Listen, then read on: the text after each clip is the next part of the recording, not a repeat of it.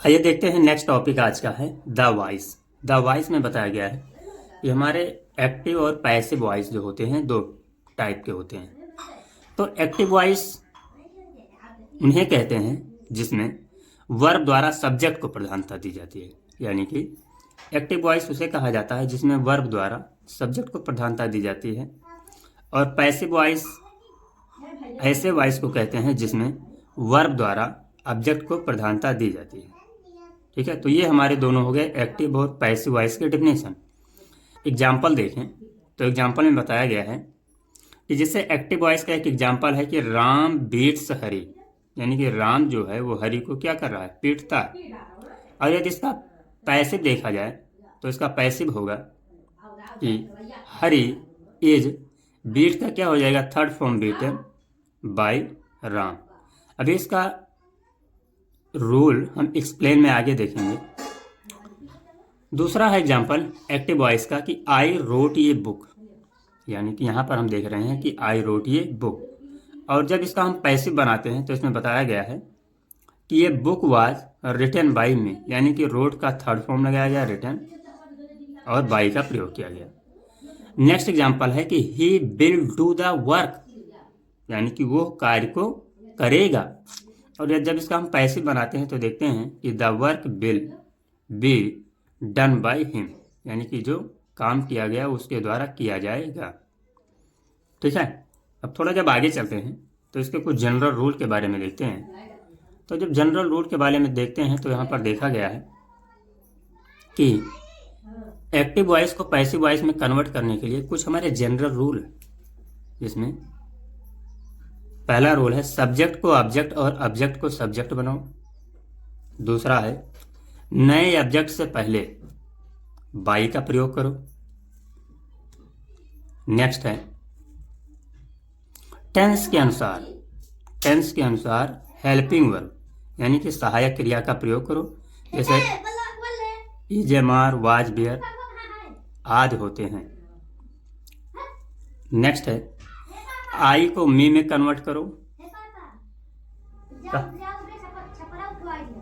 ठीक, नेक्स्ट है दे को देम में कन्वर्ट किया जाता है, दे को देम में।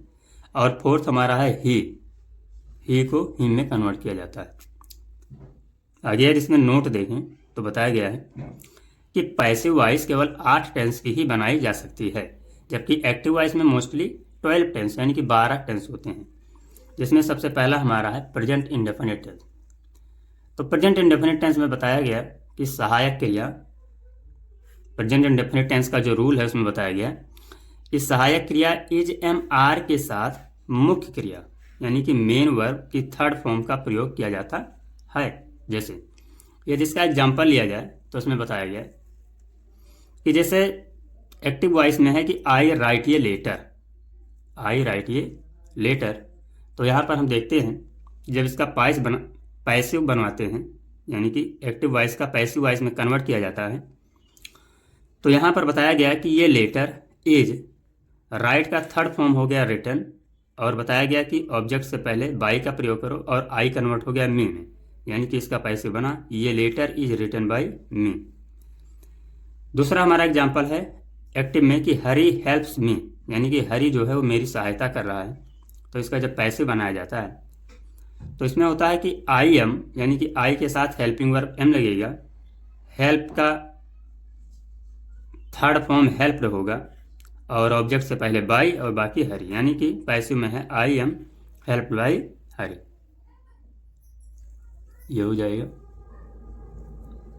यानी कि एक्टिव में हरी हेल्प्स मी, तो पैसिव में बनाया जाएगा कि I am helped by Hari, यानी कि एक्टिव में है कि दे कॉल देयर फ्रेंड, जो कि प्रेजेंट इंडेफिनिट टेंस का है।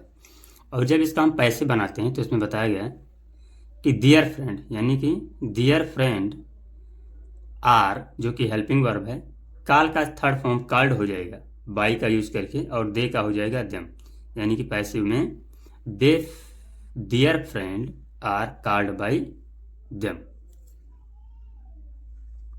दूसरा हमारा है प्रेजेंट परफेक्ट टेंस।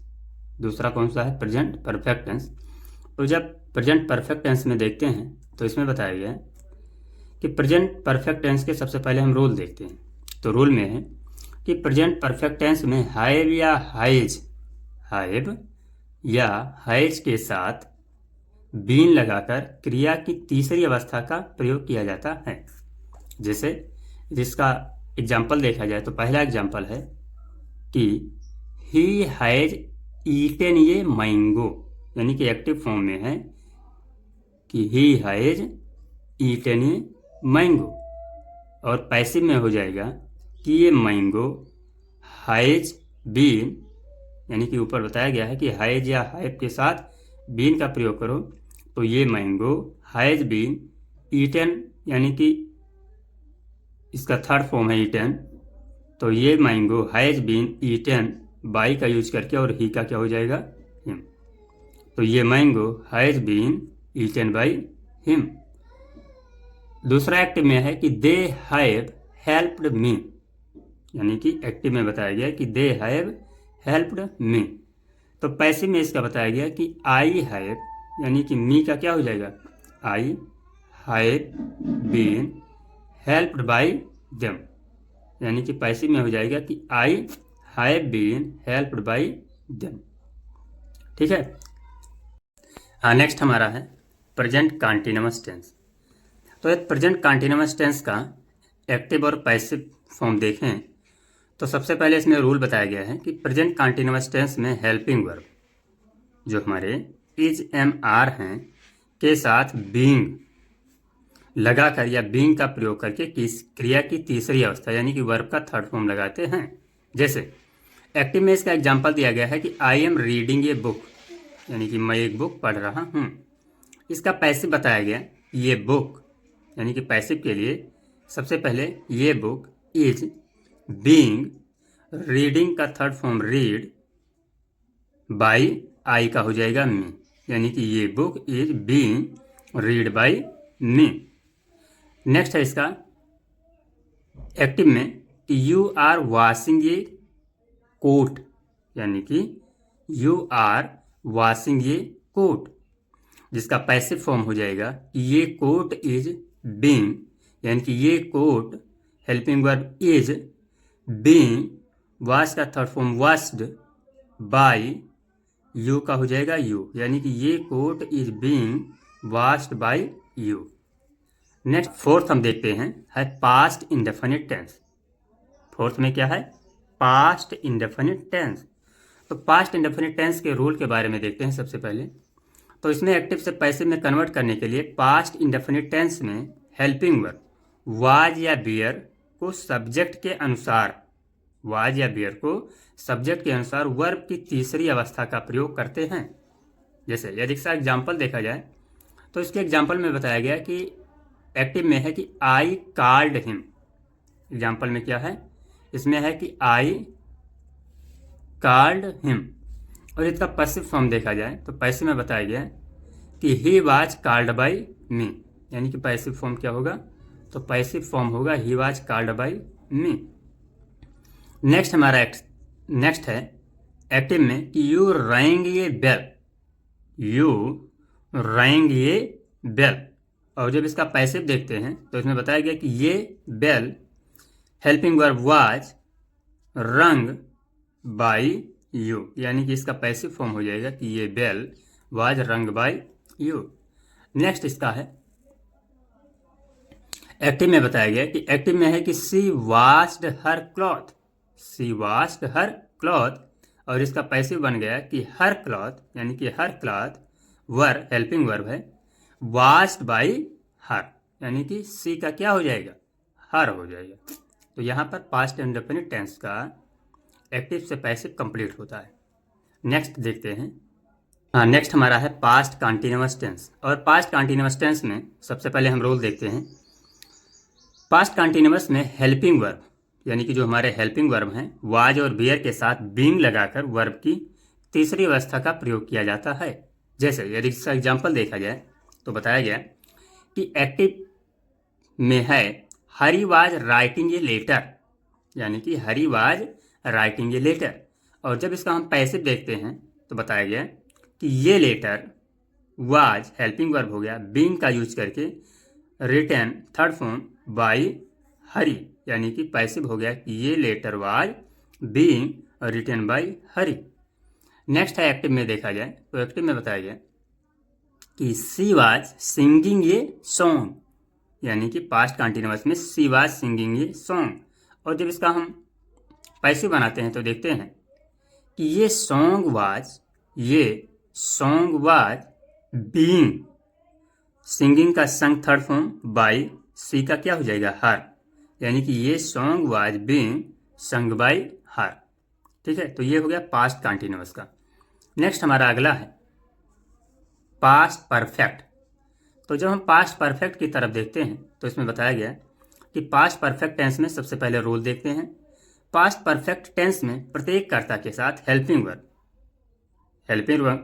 वर्ब जो है हैड के साथ बीन लगाकर वर्ब की तीसरी अवस्था का प्रयोग करते हैं, यानी कि पास्ट परफेक्ट टेंस में प्रत्येक सब्जेक्ट के साथ हेल्पिंग वर्ब हैड के साथ बीन लगाकर वर्ब की तीसरी अवस्था का प्रयोग किया जाता है। जैसे इसमें बताया गया, जो हमारा फर्स्ट एग्जाम्पल में है कि एक्टिव में है he had done his work, यानी कि एक्टिव फॉर्म इसका क्या है, he had done his work. इसका जब पैसिव बनाते हैं तो हिज वर्क, हैड जो है इसका हैड बीन यूज करके डन बाई ही का क्या हो जाएगा हिम। तो पैसिव में बनाया गया कि his work had been done by he का हो जाएगा हिम। नेक्स्ट है एक्टिव में देखते हैं, एक्टिव में है कि दे हैड हेल्प्ड ये बेगर मीन्स होता है भिखारी, यानी कि दे हैड हेल्प्ड ये बेगर। और यदि इसका पैसिव बनाते हैं तो उसमें बताया गया कि ये बेगर हैड बीन, जो कि हेल्पिंग वर्ब है, हेल्प्ड बाई दे का क्या हो जाएगा देम, जो कि आगे हम पढ़ चुके हैं। नेक्स्ट हमारा है फ्यूचर इंडेफिनिट टेंस, यानी कि सेवंथ में जो है वो क्या है, फ्यूचर इंडेफिनिट टेंस। तो फ्यूचर इंडेफिनिट टेंस में हम देखते हैं सबसे पहले रूल के बारे में कि फ्यूचर इंडेफिनिट टेंस में हेल्पिंग वर्ब बिल या सैल के साथ बी लगाकर वर्ब की तीसरी अवस्था का प्रयोग किया जाता है। जैसे एक्टिव में बताया गया कि आई शैल बीट हिम। और यदि इसका पैसिव बनाया जाए तो इसमें बताया गया कि he will be beaten by me, यानी कि जब आई शैल बीट हिम इसका एक्टिव हो गया तो पैसिव में हो जाएगा कि he will be beaten by, I का हो जाएगा मी और हिम का क्या हो जाएगा ही। नेक्स्ट हमारा है एक्टिव में कि दे विल कॉल मी, यानी कि दे विल कॉल मी, और इसका पैसिव बनाया जाएगा तो इसमें होगा कि I shall be called by them, यानी कि I shall be called by them, जो कि क्या हो जाएगा फ्यूचर इंडेफिनिट टेंस का पैसिव फॉर्म। नेक्स्ट और लास्ट हमारा है फ्यूचर परफेक्ट टेंस। तो फ्यूचर परफेक्ट टेंस में सबसे पहले देखते हैं रूल। फ्यूचर परफेक्ट टेंस में बताया गया कि जो हमारा हेल्पिंग वर्ब है विल हैव और shall have, future perfect tense में विल हैव और शैल हैव के साथ बीन लगाकर क्रिया की तीसरी अवस्था का प्रयोग किया जाता है।